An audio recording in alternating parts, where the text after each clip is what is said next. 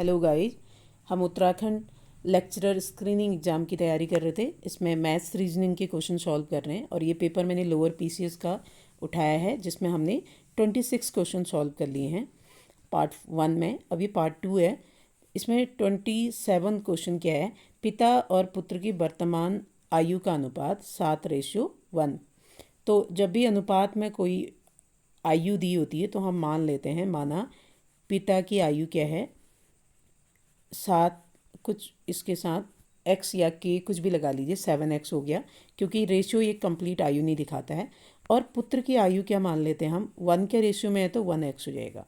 7 वर्ष बाद यह अनुपात 5:1 हो जाता है 7 ईयर्स के बाद। तो मान लो अभी पिता की वर्तमान आयु 7x है तो 7 वर्ष बाद कितना होगा, 7x + 7। बाद में प्लस करते हैं और पहले के लिए माइनस कर देते हैं। और अभी पुत्र की आयु 1x है तो 7 वर्ष बाद कितना होगा, 1x + 7। और 7 वर्ष के बाद दोनों की आयु का अनुपात जैसे कि दिया है 5:1 हो जाएगा। अब इसे हमने सॉल्व करना है, क्रॉस मल्टीप्लाई कर लेना, इसकी यहाँ गुणा कर दो तो 1 की 7x + 7 से होगी तो 7x + 7 ही रहेगा इक्वल टू, और 5 की यहाँ होगी तो ये 5 एकम 5x धन 5 सत्ते 35। फिर हम इसे सॉल्व करते हैं, इसको पक्षांतर कर लो यानी कि ट्रांसपोज कहते हैं। 7x - 5x, वेरिएबल एक साथ और कांस्टेंट एक साथ, 35 में 7, समझ में आया होगा। इसको यहाँ ले गई मैं और 5x को लेफ्ट में ले आई। तो जब भी हम दाएं से बाएं या बाएं से दाएं ले जाते हैं तो साइन चेंज हो जाते हैं। 7x में से 5x माइनस करोगे तो ये बन जाएगा 2x इक्वल टू 35 ऋण 7 तो कितना आएगा 28।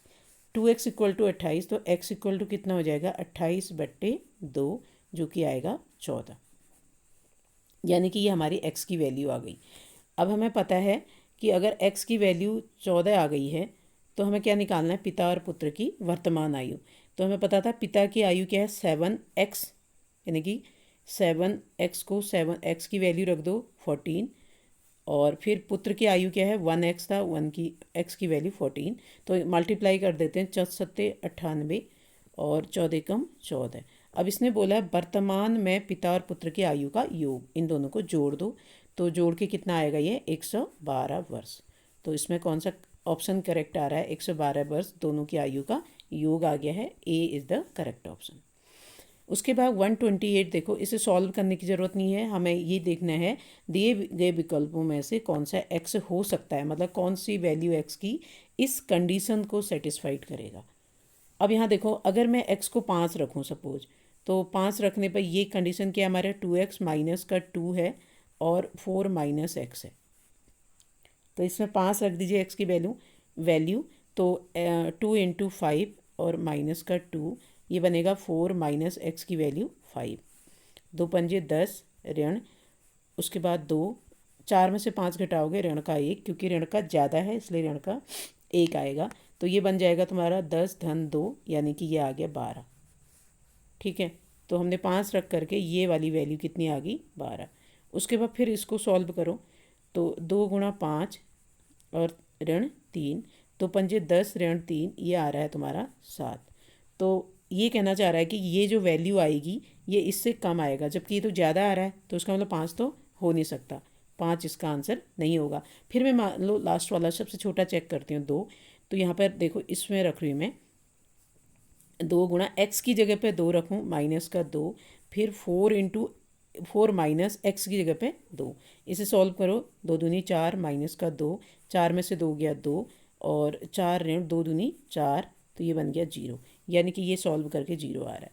इसे सॉल्व करते हैं हम, x की जगह पे क्या रखना है 2, तो 2 × x की जगह पे 2 ऋण का 3, तो 2 दूनी 4, 4 ऋण 3 कितना हो जाएगा 1। अभी तक तो सही आ रहा है, ये 0 आ रहा है और ये कितना आ रहा है 1 आ रहा है। 0 1 से छोटा होता है, ये साइन आपका लेस देन यहाँ पे लगाया गया है। फिर इसको सॉल्व करते हैं। अब x की वैल्यू यहाँ पे 3 रख के देखते हैं, सॉरी 2 रख के देखते हैं इस वाले में। तो यहाँ पे देखो 3x धन 3 है, तो 3 गुणा x की वैल्यू 2 धन 3, ये आएगा 3 दूनी 6, 6 और 3 कितना होता है 9। तो इसका मतलब हमारे पास सब वैल्यू आ गई हैं। ये 0 आ रहा है और ये हमारा कितना आ रहा था 2 दूनी 4 में से 3 गया 1 आ रहा है, और ये आ रहा है 9। क्या ये करेक्ट है? 0 1 से छोटा होता है, ठीक है, और 1 9 से छोटा होता है, इसका मतलब x इक्वल टू 2 इसका करेक्ट आंसर है। तो हमने x की वैल्यू आंसर से ही जो ऑप्शन है वहीं से पुट करके देखना है। उसके बाद देखिए क्वेश्चन नंबर 129। अब इसको सॉल्व करने के लिए थोड़ा सा आप इसको डायग्राम के साथ भी सॉल्व कर सकते हो। डायग्राम बनाओगे तो ज़्यादा अच्छे से समझ में आएगा। इसमें क्या बोला है, 4 सदस्य ए बी सी डी एक परिवार में, डी ए की दादी है, यानी कि ए की दादी कौन है? डी है। ये रिलेशन क्या है इसमें? दादी का, ठीक है। उसके बाद ए की दादी है और बी की माता है। कौन है बी की माता? डी है।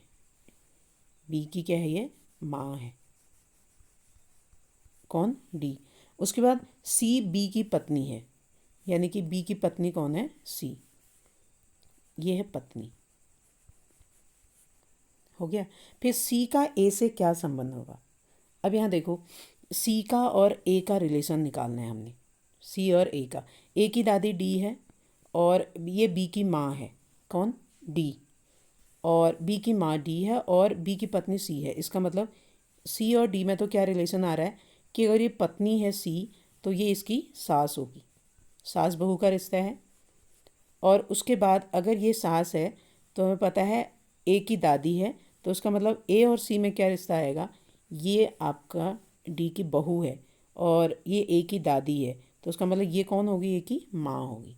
तो हमसे यही तो पूछा है, सी का ए के साथ क्या संबंध है, यानी कि माता। ठीक हो गया। नेक्स्ट है, कौन सा आगामी पद होगा? जैसे -1, फिर 0, 3 और 8। क्या क्या रिलेशन आ रहा है इसमें? कॉमा लगाइए। इसमें देखो 1 का अंतर आ रहा है, इसमें कितने का अंतर आ रहा है? 3 का, और इसमें अंतर कितना आ रहा है? 5 का। तो नेक्स्ट जो भी नंबर आएगा उसमें अगला जो आपका ऑड नंबर होता है 7 होता है, तो उसका अंतर आएगा, यानी कि हम क्या जोड़ेंगे? 7 जोड़ेंगे। तो 8 और 7 कितना हो जाएगा? 15। B is the correct option. उसके बाद देखिए नेक्स्ट में क्या है, एक कूट भाषा में, निश्चित कूट भाषा में 123 का मतलब ये है, यानी कि 1 2 3 को हम क्या ले रहे हैं? Hot filtered coffee. ठीक हो गया। और 3 6 5 को क्या दिया है? वेरी हॉट और डी। नेक्स्ट है 5 8 9, इसमें क्या है? Day and night. तो अब से आपसे पूछा गया है इसमें वेरी, जो वेरी है वो किसको दर्शाएगा, यानी किस डिजिट को दर्शाएगा? तो सबसे पहले के 2 लीजिए और इसमें कॉमन क्या है? 3 इसमें कॉमन आ रहा है। अगर इसमें 3 कॉमन है तो यहाँ पे देखो राइट हैंड साइड में क्या कॉमन है? एच कॉमन है। इसका मतलब 3 तो किसको शो कर रहा होगा? 3 शो कर रहा है एच को। ऐसे ही चेक करना है हमने। फिर दूसरी और यहाँ दूसरा और तीसरा लो 5 कॉमन आ रहा है दोनों में। क्या कॉमन आ रहा है? 5। इसका मतलब 5 किसको शो कर रहा होगा? यहाँ पे दूसरे और तीसरे में क्या आ रहा है कॉमन? डी आ रहा है। इसका मतलब 5 किसको शो कर रहा है? डी को। उसके बाद अब वेरी, ये है ना, ये सेकेंड लाइन में ये जो वी है, ये देखो 5 भी आपका एसोसिएट हो गया, 3 भी हो गया, अब बचा क्या? 6। तो जो वी है वो किसको एसोसिएट करेगा? 6 को, यानी कि वी का मतलब वेरी किसको एसोसिएट कर रहा होगा? 6 को। तो ये क्या जाएगा? B is the correct option. तो ऐसे कुछ डायग्राम बना के देख लेना, आपको समझ में आ जाएगा। नेक्स्ट क्वेश्चन देखिए, क्वेश्चन नंबर 132। 132 ओके। यहाँ पर देखिए ये है, इसमें लिखा गया है नीचे दिए विकल्पों में से कौन सा एक विकल्प निम्नलिखित शब्दों का एक सार्थक क्रम है। तो इसमें आपको ये चुनना है कि कौन सा एक सार्थक क्रम है 132 में। तो क्या इसका करेक्ट ऑप्शन होगा? ध्यान से देखते हैं इसको। पहले सबसे पहले परिवार, फिर समुदाय, सदस्य, मोहल्ला। और इसमें आप देखोगे कि सबसे पहले क्या आता है? सबसे पहले क्या आएगा इसमें? सदस्य आएगा, यानी कि 3 पहले नंबर पे होगा। अगर 3 पहले नंबर पे होता है तो उसके बाद क्या आएगा? परिवार आएगा, फिर 1 होगा, 3 1, फिर क्या होगा? यानी कि 3 फिर 1, फिर क्या बनाएंगे? मोहल्ला 4, 3 1 4, फिर क्या होगा? समुदाय यानी कि 2, फिर होगा राष्ट्र यानी कि 5। अब ये कौन सा करेक्ट हो रहा है? 3 1 4 2 5, 3 1 4 2 5, A is the correct option. Next हमारे देश की, अब देखो नेक्स्ट वाला क्वेश्चन क्या है। हमारे देश का स्वतंत्रता दिवस यानी स्वतंत्रता दिवस कब मनाते हैं हम? 15 अगस्त को। 15 अगस्त 1988 को, 1988 इसमें बुधवार था। कौन सा बार था? बुधवार। ऐसे लिख लीजिएगा इसको। उसके बाद कह रहा है तो 1989 में यह किस दिन मनाया गया? कौन सा? यानी कि स्वतंत्रता दिवस यानी कि 15 अगस्त 1988 को बुधवार था, तो 15 अगस्त 1989 को कौन सा बार होगा, ये हमें निकालना है। तो अभी देखिए यहाँ तो आपका क्या आ रहा है, अंतर निकालना कहा मैंने। ऐसे क्वेश्चन मैंने कल और कराया। तो इन दोनों का अंतर क्या आएगा? 15 माइनस 15 जीरो आ गया। इन दोनों का अंतर क्या आ रहा है? 1 आ रहा है। तो 0 धन 1 यानी कि 88 के बाद सीधे 89 हो रहा है, तो 1 अंतर आ रहा है। तो 0 और 1 1 हो गया। फिर जो दिन आए हैं हमारे दिनों की संख्या, उसको सप्ताह में कन्वर्ट करूँगी, तो 7 से डिवाइड करने पर भी कोई फ़र्क नहीं पड़ेगा, एक ही आपका शेष रहेगा। अब बुध में देखो 1988 में कौन सा दिन था? बुधवार था।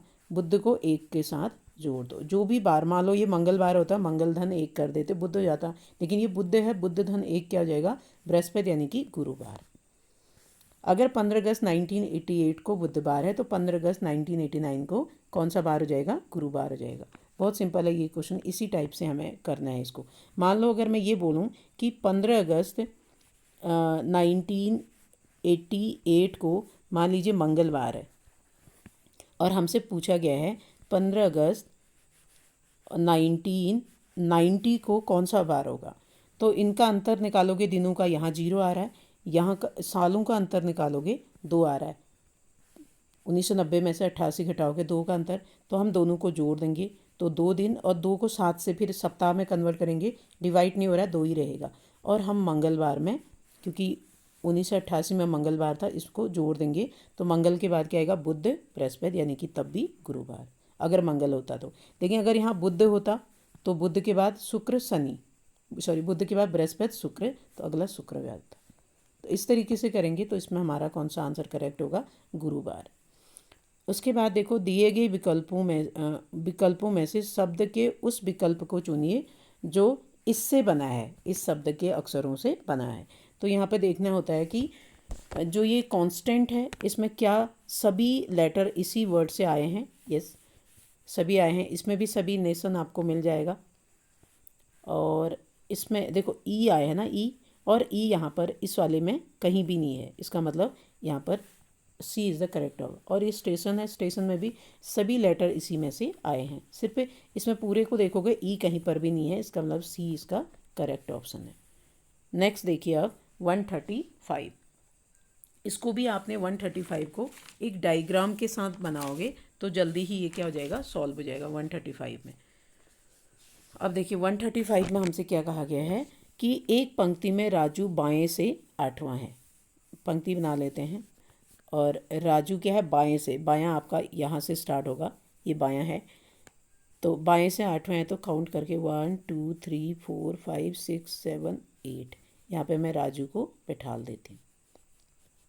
उसके बाद क्या है? रामू के बाएं से 9वां है। कौन? राजू। रामू के बाएं से कौन सा नंबर पे है? 9वां। तो यानी कि रामू के बाएं से 9वां है, जो कि दाएं से 5वां, यानी कि रामू हमारा कहीं यहाँ होगा, रामू कहीं इस साइड होगा। तो रामू से बोला गया है रामू के बाएं से 9वां है, 1 2 3 4 5 6 7 8 और 9। तो रामू से हम बाईं ओर को काउंट कर रही हूँ, ये बाईं ओर होगा, 9वें प्लेस पे राजू बैठा है। और आगे बोला जो कि दाएं से 5वां है। कौन? किसके बारे में? जो किसके लिए बोला गया है? रामू के। और रामू क्या है? दाएं से, दाएं से 5वें नंबर पे, 1 2 3 4 और ये 5। अब इसमें हमें पूछा गया है कि पंक्ति में कितने विद्यार्थी हैं। अब इन सबको हम क्या कर लेंगे? काउंट कर लेंगे। तो काउंट करिए 1 2 3 4 5 6 7 8 9 10 11 12 13 14 15 16 17 18 19 20 21। सी आपका करेक्ट ऑप्शन हो जाएगा। फिर से एक बात समझो, एक पंक्ति में राजू बाएं से 8वां है, हमने पंक्ति बनाया और बाएं से 8वें नंबर पे राजू को 1 2 3 4 5 6 7 8 8 पे हमने राजू को बिठा दिया। फिर कहा है कि रामू के बाएं से, यानी कि रामू इसके दाएं साइड होगा, तभी बाएं से 9वें नंबर पे कौन है, राजू है। तो हम रामू को कहीं यहाँ पर बना लेते हैं, ये है हमारा रामू, और यहाँ से 9वें नंबर पे राजू, तो हम लेफ्ट में काउंट करते हैं 1 2 3 4 5 6 7 8 और ये 9। ठीक है। फिर जो कौन, रामू दाएं से 5वें, यानी कि यहाँ से 5वें नंबर पे है, 1 2 3 4 और ये 5। अब इन सबको हमने क्या कर देना है, काउंट कर देना है। तो 1 2 3 4 5 6 7 8 9 10 11 12 13 14 15 16 17 18 19 20 21। तो हमारा क्या होगा, सी करेक्ट। और इसको माइनस प्लस करके भी कर सकते हैं, लेकिन ऐसे सबसे बेस्ट रहता है, यहाँ से मिस्टेक नहीं होती है। अगला देखो, दो संख्याओं का अनुपात क्या है, 2:5 है। दो संख्या कुछ भी हो सकते हैं, जैसे अगर मैं संख्या ये मानूँ, इसका भी अनुपात 2:5 ही आ रहा है, इसका भी 2:5 और इसका भी 8 दूनी 16 8 पंजे 40 2:5 और इसका भी 16 दूनी 32 16 पंजे 80, सबका 2:5 ही आ रहा है। तो यहाँ से हम ऑप्शन पे टिक डायरेक्ट नहीं कर सकते। अब इसने बोला है 16 जोड़ा जाता है। मान लेते हैं अब संख्याओं को, पहली संख्या हम 2x मान लेते हैं और दूसरी संख्या क्या मान लेते हैं, 5x, और इन दोनों में हमने क्या जोड़ना है, 16 जोड़ने हैं। और तब अनुपात कितना हो जा रहा है, अकॉर्डिंग क्वेश्चन 1:2। ठीक है। अब क्रॉस गुणा कर लीजिए, इसकी क्रॉस मल्टीप्लाई, 2 दूनी 4 x धन 16 दूनी 32 इक्वल टू 5 एकम 5 x धन 16 एकम 16। अब इसको सॉल्व करते हैं, तो x वाले वेरिएबल को एक साइड कर लो, 4x minus 5x equal to 16 ऋण 32। 4x में से 5x घटाइए तो माइनस का x बचेगा इक्वल टू 16 में से 32 माइनस का 16। इसका मतलब जो x है वो कितना आ गया, 16।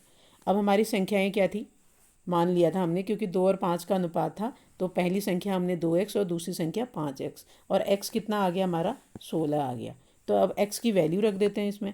तो x की वैल्यू रखूँगी तो क्या आएगा, तो 2x है, 2 गुणा 16 यानी कि 32, पहली संख्या 32 और दूसरी संख्या 5x है, 5 गुणा 16 यानी कि 16 पंजे 80। तो हमारी संख्याएं क्या हैं, 32 और 80। कौन सा ऑप्शन करेक्ट है इसमें, डी ऑप्शन करेक्ट है। नेक्स्ट देखो 137 में 2 स्टार 3 10, 2 स्टार जो 3 है वो कितना दे रहा है हमें, 10 दे रहा है, और 7 स्टार 2 हमें दे रहा है 63। अब इसमें क्या रिलेशन आ रहा है वो हम फिर चेक करते हैं। और जो 6 स्टार 5 है वो हमें दे रहा है 66, और ऐसे हमारा जो 8 स्टार 4 है वो दे रहा है 96। तो क्या रिलेशन दिख रहा है हमें यहाँ पे, 2 स्टार 3 10 दे रहा है, और ये अच्छा 2 और 3 को जोड़ दूँ मैं, 5 आएगा, और 5 दूनी 10। फिर 7 और 2 को जोड़ा हमने, कितना आ रहा है, 9 9 सत्ता 63, यानी कि इससे गुणा कर दिया। फिर ऐसे ही 6 और 5 को जोड़ा, 11 11 छंग 66। 8 4 को जोड़ा तो 8 4 12 12 8 96। इसका मतलब पहले प्लस करके फिर पहली वाली संख्या से मल्टीप्लाई कर देना है। तो ऐसे ही इसमें भी हमसे पूछा है 9 स्टार 7 कितना होगा, पहले इन दोनों को जोड़िए 7, तो 9 और 7 कितना होता है, 9 7 अगर हम जोड़ दें इन दोनों को तो होता है हमारा कितना, 10 16 हो गया। फिर 16 और 9 की गुणा करोगे तो 16 में 144 होता है ना, तो बी इसका करेक्ट ऑप्शन हो जाएगा। हमने सबसे पहले इनमें क्या रिलेशन है उसको पकड़ना है, यानी कि दोनों को जोड़ना है। पहले 2 धन 3 कितना हुआ 5, फिर उसके पहले वाले से गुणा करके तब 10 आ रहा है। तो उसका मतलब इसमें भी हम वैसे ही करेंगे, 7 और 9 को जोड़ा 16 हुआ, और 16 की फिर पहले वाले से 16 में 144। तो उसमें कौन सा ऑप्शन करेक्ट है, बी ऑप्शन करेक्ट है। नेक्स्ट देखिए क्वेश्चन नंबर 138। अब इनमें क्या रिलेशन आ रहा है वो चेक करते हैं। जैसे देखो 5 25 और स्क्वायर रूट निकाल लो, मान लो 5 आ रहा है, 144 का जो वर्गमूल होता है स्क्वायर रूट वो 12 और इन दोनों की गुणा करके 12 पंजे 60। करेक्ट है।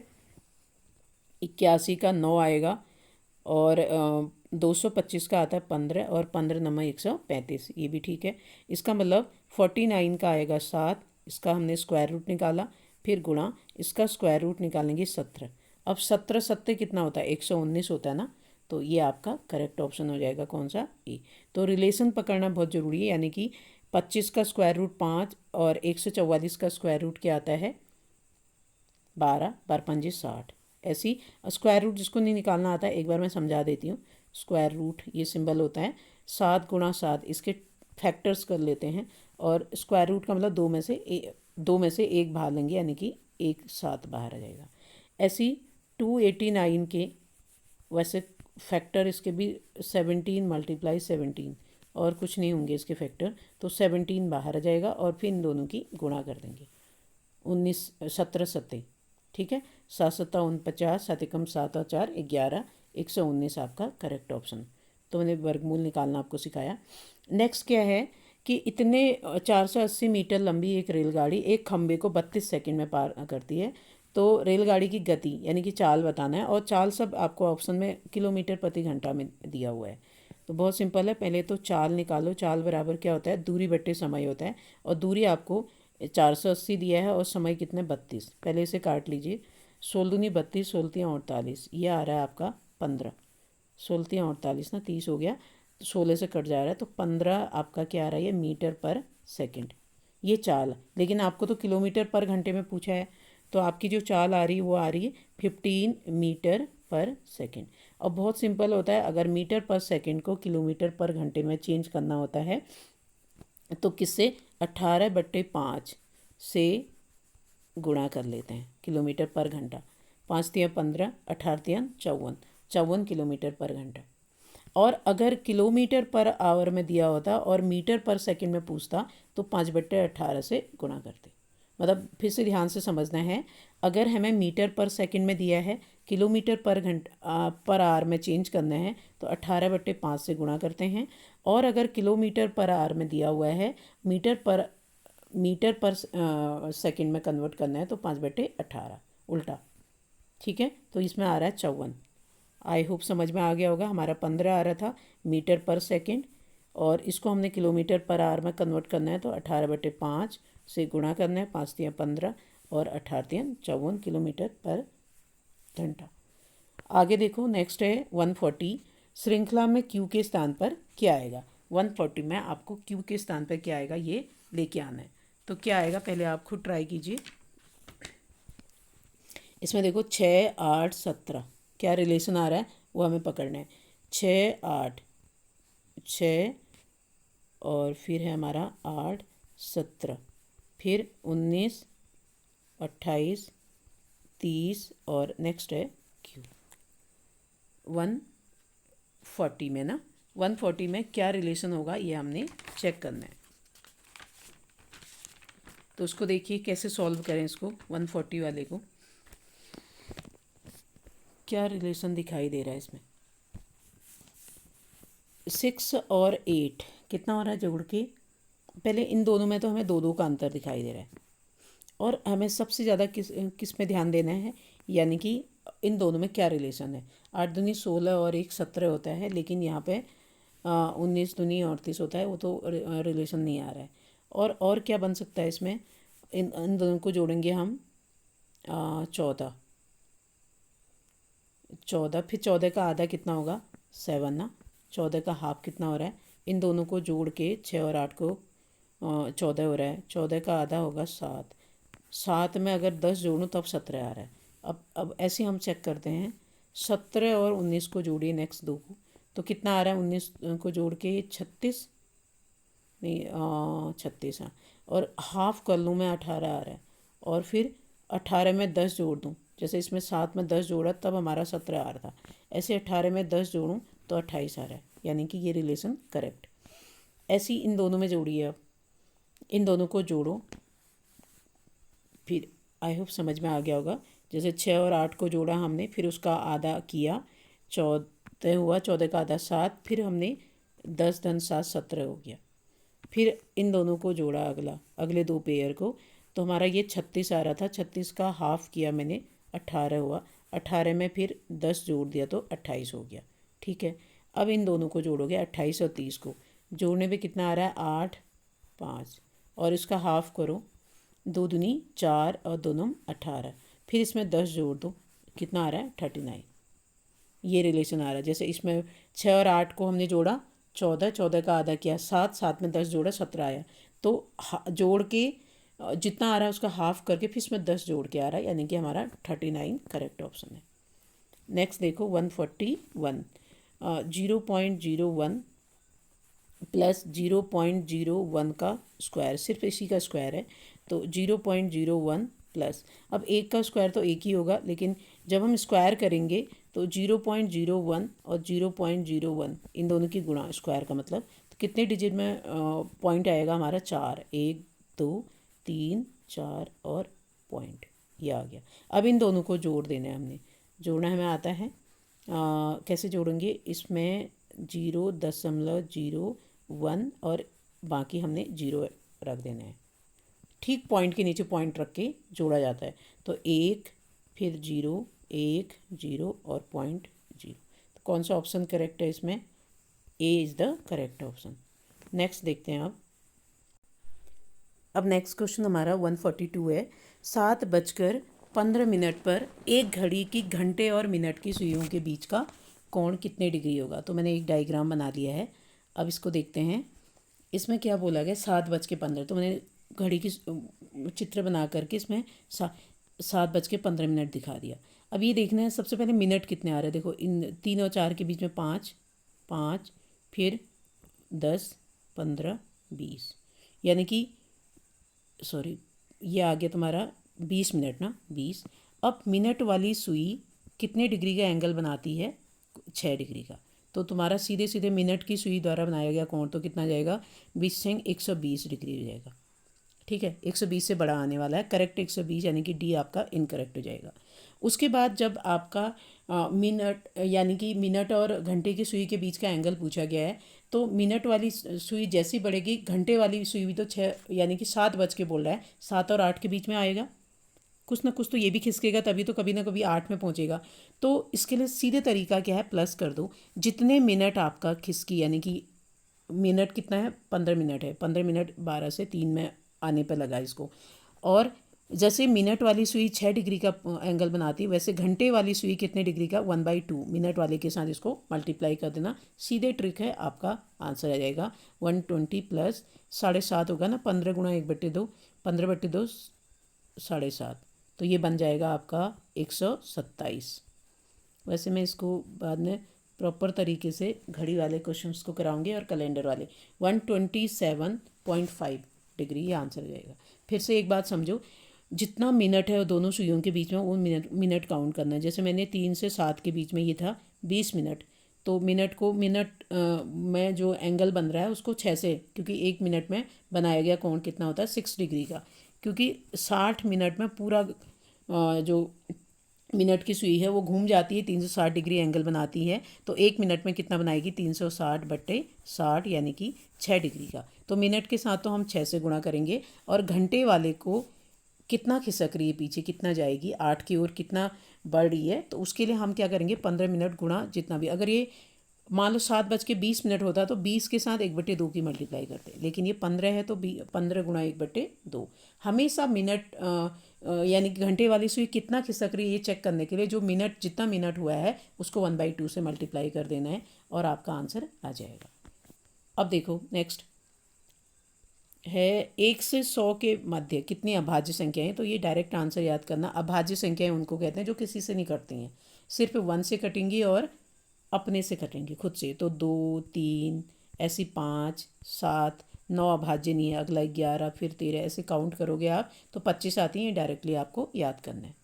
ठीक है, जैसे अभी घड़ी वाली का देखते हैं हम, और एक बार मैं और बताऊं।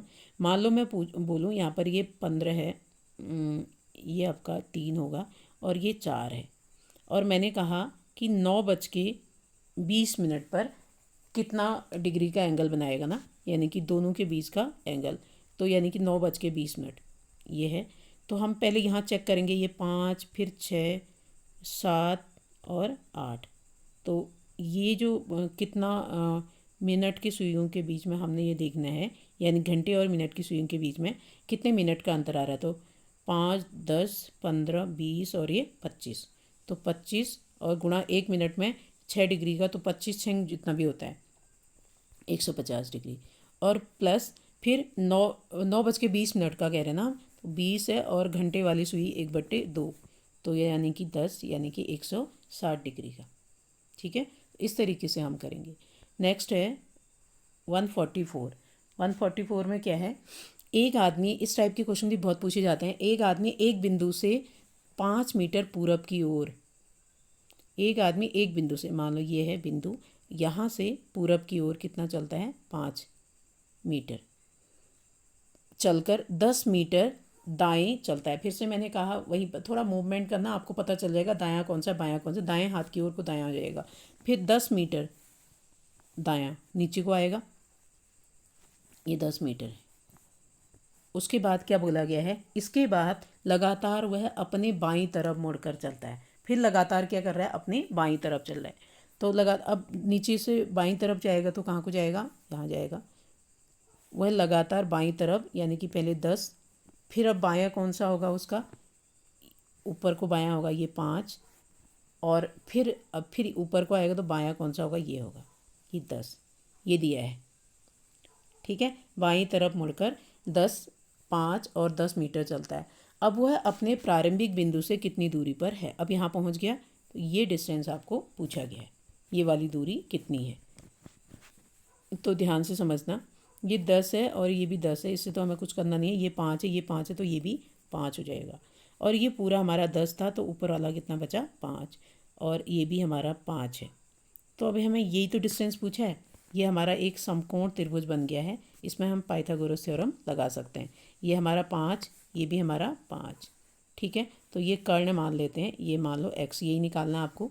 तो कर्ण का वर्ग बराबर लंब का वर्ग प्लस आधार का वर्ग होता है। तो x² इक्वल टू 5 का स्क्वायर, ये सबसे बड़ी भुजा होती है हाइपोटेनस, और इसका स्क्वायर जो होता है अनदर 2 भुजाओं के स्क्वायर के योग के बराबर होता है। तो ये बन जाएगा तुम्हारा x², 5×5 = 25 धन 25, यानी कि ये आ गया तुम्हारा 50। x² कितना आ गया, 50 आ गया। x² equal to 50, 50। तो x बराबर क्या आ जाएगा, √50। और 50 के फैक्टर्स करोगे आप तो कितना बनेगा, 5 × 5 × 2, 5×5 = 25, दूनी 50। वर्गमूल में 2 में से 1 बाहर ले लेते हैं, तो 5√2। कौन सा ऑप्शन करेक्ट है इसमें, सी का करेक्ट ऑप्शन है। अगला देखो, निम्नलिखित श्रेणी में से अगला क्या आएगा ना इसमें। तो क्या आ रहा है, 8 धन 5 करके आ रहा है 5, तब 13 आ रहा है ना, यानी कि 8 के बाद 13 है, 13 का बाद 20 है, और 20 के बाद 29, यानी कि इन दोनों में अंतर कितना है, 5 का। इन दोनों में अंतर कितना है, 7 का। इन दोनों में अंतर कितना है, 9 का, यानी कि विषम संख्याओं का अंतर। अगला 40 है, और अंतर कितने का, 11 का। तो उसका मतलब जो भी आएगा अगला, उसमें अंतर कितना आएगा, 13 का। अगला विषम संख्या क्या है, 13। तो 40 में 13 प्लस कर दो तो कितना आएगा, ये 53। कौन सा ऑप्शन करेक्ट है इसमें, 53 किसमें, B is the correct option. Next 146 में, अब देखो अगर मैं पहला डायग्राम देखूं तो सबसे बाहर और अंदर वाला सेम है। सब में अंदर तो सर्कल है, इसमें भी, इसमें भी, इसमें भी और इसमें भी। तो अंदर वाले डायग्राम तो सेम है, इसमें कोई प्रॉब्लम नहीं है। इसमें देखो बाहर अलग, फिर अंदर अलग, फिर सबसे अंदर है सर्कल, इसमें भी।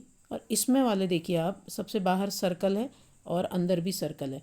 तो हम चौथे वाले को इसमें क्या मान सकते हैं, भिन्न आकृति मान सकते हैं, क्योंकि बीच में और सबसे बाहर इसमें क्या है, सेम है, बाकी सब में अलग अलग है।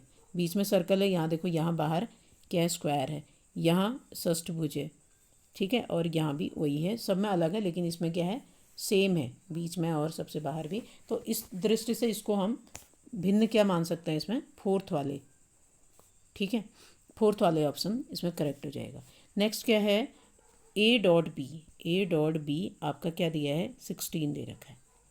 इसका मतलब मल्टीप्लाई करके आ रहा होगा, 4 × 4 करूँ तो मैं।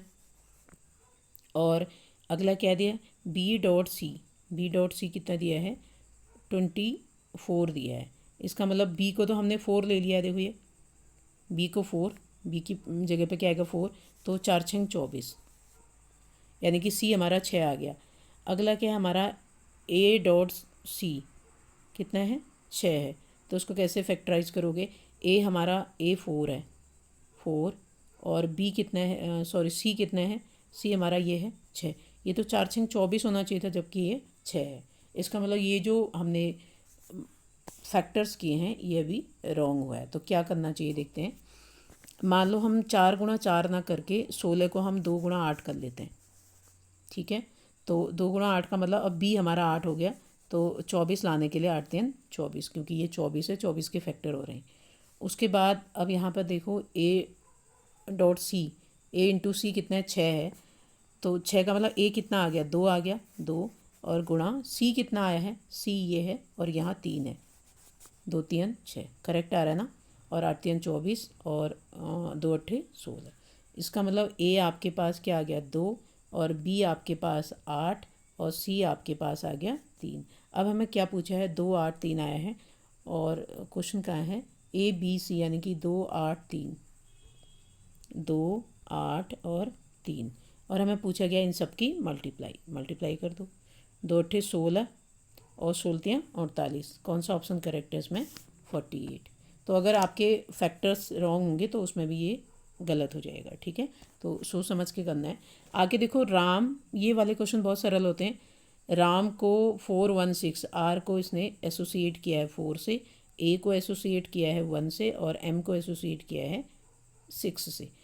तो और शाम में देखिए यही है, एम आपका देख लो एम 6 है, ए आपका 1 है।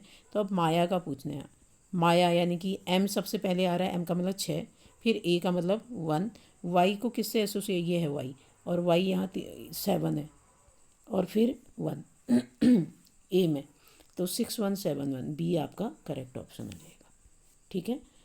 अभी देखो नेक्स्ट 149 में क्या है, एक कक्षा में 15 छात्र गणित में अनुत्तीर्ण हुए हैं। तो जब भी ऐसा क्वेश्चन आता है ना, वेन डायग्राम बना लीजिए ऐसे करके, आपको समझ में जाएगा। 15 तो ये गणित का है, और ये भौतिक विज्ञान का है, फिजिक्स का। आपको बोला गया है 15 गणित में और 20 फिजिक्स में, 10 दोनों में। इसका मतलब ये वाला क्या होगा 10 हो जाएगा, 10 ये है। तो अब गणित में कितने 10 यहाँ से ये वाले काउंट कर लोगे, और टोटल 15 थे, तो यहाँ बचेंगे हमारे सिर्फ गणित में 5, और 20 फिजिक्स में हुए हैं, तो 10 तो दोनों में कॉमन है ना। 10 बच्चे ऐसे हैं जो गणित में भी हुए हैं, फिजिक्स में भी हुए हैं, तो ये 10 हमने यहाँ काउंट कर लिए। तो ओनली गणित में कितने जाएंगे 5, ओनली फिजिक्स में कितने जाएंगे 10। अब सबको जोड़ दीजिए, 5 धन 10 धन 10, तो हमारे 25 बच्चे क्या हैं अनुत्तीर्ण हुए हैं। एक बार और समझा देती हूँ इस क्वेश्चन को। देखो पहले सबसे पहले ये हम मैथ के लिए बना लेते हैं, और दूसरा हमारा क्या है ये फिजिक्स के लिए है। उसने बोला है कि 15 बच्चे तो मैथ में फेल हो रखे हैं, और फिजिक्स में कितने हो रहे हैं 20 सॉरी, और 10 दोनों में हो रखे हैं। ये 10 बच्चे ऐसे हैं जो मैथ में भी फेल हैं और फिजिक्स में भी, ठीक है। तो 15 अगर टोटल बच्चे मैथ में फेल हो रखे हैं, तो 10 तो ये हो गए, अब 5 ही तो बचे अब यहाँ केवल मैथ में। और अगर 20 फिजिक्स में है, तो 10 तो ये कॉमन है जो मैथ में भी फिजिक्स में भी। अब यहाँ ओनली फिजिक्स में 10 ही बचे। अब हमसे पूछा गया कक्षा में कुल कितने अनुत्तीर्ण छात्र हैं, तो सबको प्लस कर दो। 5 केवल मैथ में, 10 दोनों में है, और 10 केवल फिजिक्स में। इसको जोड़ेंगे तो कितना आ जाएगा 25, ठीक है। नेक्स्ट क्वेश्चन देखिए 150, ये लास्ट है। अब इसमें भी आप वेन डायग्राम बना लीजिए। 150 में भी क्या बोला है, एक आदमी पूरब की ओर 1 किलोमीटर, मान लो ये पूरब की ओर कितना जा रहा है 1 किलोमीटर, इसको पूरब की ओर भेजा 1 किलोमीटर। फिर कह रहा है फिर वह दक्षिण की ओर को 5 किलोमीटर मतलब मुड़ता है दक्षिण को, फिर 5 किलोमीटर चलता है, ठीक है। पुनः वह पूरब की दिशा की तरफ फिर 2 किलोमीटर, पूरब को मुड़ता है और 2 किलोमीटर। यहाँ से वह उत्तर की ओर 9 किलोमीटर, उत्तर ऊपर को होगा 9 चलता है। अब वह अपने प्रारंभिक बिंदु से कितनी दूरी पर है, ये वाली डिस्टेंस हमें निकालनी है। मान लो ये ए है और ये बी है, बहुत सिंपल है। ये 2 है नीचे वाला, तो ये भी क्या हो जाएगा 2। अब यहाँ पे देखो ये वाली डिस्टेंस हमारी 1 है और ये 2 है, तो टोटल ये वाली डिस्टेंस कितनी हो जाएगी। इसको मैं कलर चेंज करूँ तो ये टोटल डिस्टेंस कितनी हो जाएगी, अब इसको अलग से डायग्राम बना लो, 3, ठीक है। और ये वाली 5 है और पूरी ये कितनी है, 9, तो ये ऊपर वाला कितना बचा हमारा, 4, तो ये वाली डिस्टेंस कितनी होगी, 4। अब हमसे ये वाली डिस्टेंस पूछा गया है, ये कितना होगा, मान लो ये x होगा, फिर पाइथागोरस थ्योरम लगा देंगे हम। तो ये कर्ण है x, तो x का स्क्वायर इक्वल टू क्या हो जाएगा formula, x square equal to 3 का स्क्वायर धन 4 का स्क्वायर। वैसे पाइथागोरियन ट्रिपलेट इसमें सीधे 5 आएगा आंसर, लेकिन फिर भी सॉल्व कर देती हूँ। 3 तिया 9, 4 चको 16, तो एक्स स्क्वायर कितना आ गया आपका, एक्स स्क्वायर इक्वल टू 3 तिया 9, 4 चको 16 यानी कि 25 हो गया ये। और x equal to square root of 25, यहाँ से स्क्वायर हटाया तो यहाँ स्क्वायर रूट लगा दिया। और 25 का वर्गमूल कितना होता है, 5 गुना 5, एक 5 बाहर ले लेंगे, 5, यानी कि अब कितने डिस्टेंस पे है, 5 किलोमीटर की डिस्टेंस पे है। इसका सी ऑप्शन करेक्ट हो गया। तो थैंक यू। और इसमें जो भी कमियां होंगी वीडियो में प्लीज़ इसमें मुझे बता दीजिएगा नीचे कमेंट करके। और ये आपका पार्ट 2 ख़त्म हुआ है। ये लोअर पीसीएस का मैंने रीजनिंग वाला पार्ट सॉल्व कराया, 50 क्वेश्चन हो गए हैं। नेक्स्ट हम वीडियो लाएंगे जो अपर पीसीएस में आपका मैथ्स रीजनिंग वाला पेपर हुआ था, उसको सॉल्व करेंगे। वो आपको बहुत हेल्प करेगा किसमें, स्क्रीनिंग एग्ज़ाम क्वालिफाई करने में। फिर हम 1 बाय 1 टॉपिक लेके भी सॉल्व करेंगे। Thank you.